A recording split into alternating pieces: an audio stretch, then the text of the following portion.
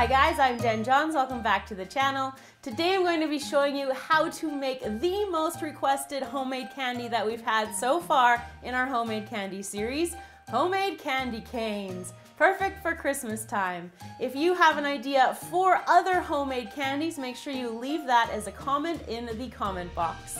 Let's get started on this tutorial. To make homemade candy canes, what we need is 1.5 cups of granulated sugar. We need half a cup of clear corn syrup. We need half a teaspoon of cream of tartar. Now for coloring it, you could use any color that you want. I'm going to go with the traditional red and white combination. If you want the colors to really pop, you want to use white in all of them, but you can combine them with any of the colors that you want to. And these are gel pastes, of course.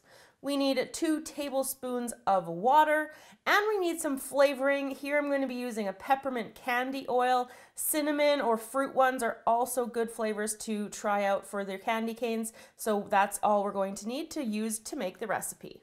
So the first thing we need to do is put our sugar into a saucepan, and we're going to turn our heat up to a medium-high heat, and adding in the corn syrup, and you can do this in any order pretty much. Just get that into your pot, get your water into the pot here as well. And I'm using a small pan here just simply because it doesn't bubble up too high, and this pan worked really well for me to be this perfect size. I'm just going to stir it until everything is wet, and then I'm going to heat it to 265 degrees Fahrenheit. And at that point I'll be back because that's when we're going to add the cream of tartar. Once we get up to 265 degrees Fahrenheit, we're going to add in the cream of tartar and give that a stir. At this point, I'm also going to preheat my oven to 200 degrees Fahrenheit, so quite cool as far as oven temperatures go. We're going to be using that to keep the candy warm when we're not actually rolling and working with it. And I'm also going to get some silicone pans ready to go as well. We're going to need that ready for this when it reaches the temperature of 300 degrees or the hard crack stage. So while my candy is coming to temperature, I've got to do some of that prep work I was talking about. So here I have a pan and it's lined with a silicone mat, or you can use an actual silicone pan if you have one of those. Now also I'm going to need to be protecting my hands. So I just have like regular little knit gloves, the cheap ones. And then over top of that, I need to put a plastic food safe glove onto it. So you can just do those ones that you find in the grocery store. So just put that on. And then anything else that you're working with, like I'm going to be working with this paddle, I also want to make sure that I spray it down with some non-stick spray before the candy is ready. So I'm just waiting for that candy and then we can get going again. So once our candy is up to temperature, we can add in the peppermint oil. You want to give that a stir.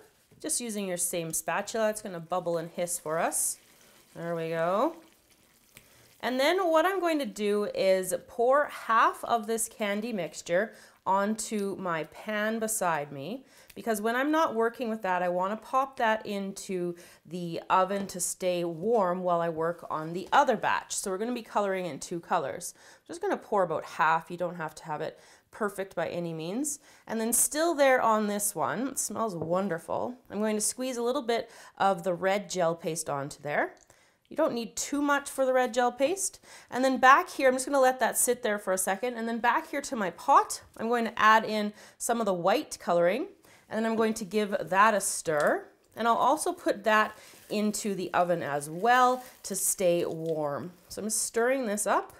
And you want to, if you don't like the way that the white has come together, you can do one of 2 things. You can add a little bit more of the white coloring, or once it gets a little bit cooler, you can start to pull it, like we did pulling taffy in the taffy homemade video that I did. So we can do that. So I'm going to pop a little bit more of the coloring into that one just to get a little bit more of white. But again, once we start to work with it, it will lighten up as well.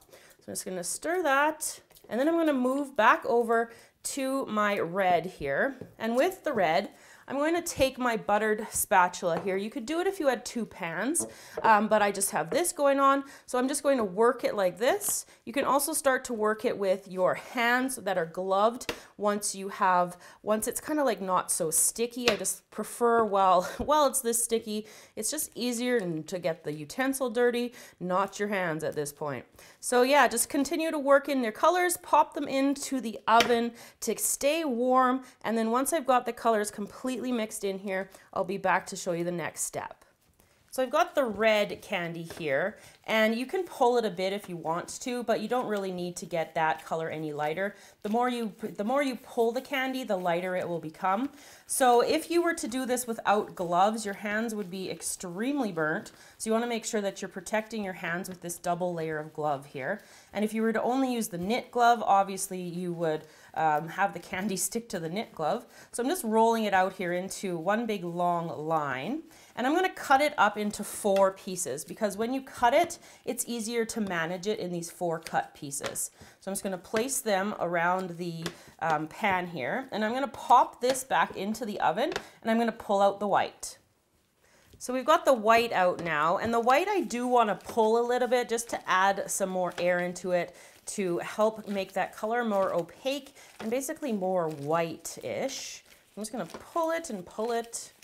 It's quite hot, and when it comes right out of the oven again, it is you might have to like let it sit for a bit because it comes out of the oven super hot, and when it's super hot, it's sticky. So don't waste your time trying to mess around with it while it's sticky. You can just wait a few seconds or probably like a minute or 2, and it will cool down a bit. But this is definitely toasty on my hands right now.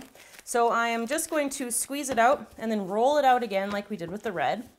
And we're going to cut this into 4 pieces as well to make it more manageable. And using my scissors that I've got covered with the spray, and just divide up these sections here. And then I'm going to grab the red and we're going to work on both. So I've got 2 pieces out here. I've got one of my red and one of my white. I'm just going to stack them on top of each other. And then I'm just going to kind of squeeze them together and just gently twist them together at the same time. I'm trying to create pressure while I'm squeezing and twisting just to make sure that the 2 different colors stay together. So I'm just twisting and kind of squeezing towards the outside. And I'm going to start to roll them next. So I'm just going to put equal pressure on either side and then just press down, pressing towards the outside, just trying to roll them out. Now you can make your candy canes as thick or as thin as you want to. That's totally up to you.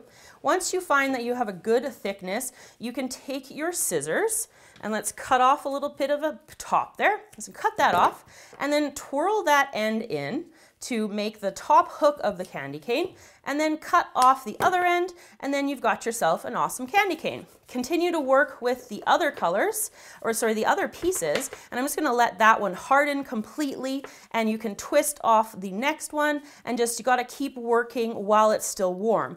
If your candy cane becomes hard, what you can do is just pop it into the microwave for 5 seconds in this ribbon state already, and you'll be able to work with it again. So just put them off to the side to harden and continue to work with your product. So there you go, everybody, how to make homemade candy canes. Once you've let them harden completely, you can do a couple of things. You can put them on display. You can wrap them up in plastic wrap in order to give them away if you want to. They'll keep for a couple of months when they're wrapped up. I did a whole bunch of different colors too, so you guys can see kind of what they look like when you've got them homemade and then wrapped up here like this. So I hope you guys enjoyed this tutorial, and like I said in the beginning, if you have an idea for another homemade candy, make sure you leave that in the comment box. Also, make sure you're subscribed to the channel so you get notified when we upload videos. Thank you so much for watching. See you guys all again next time.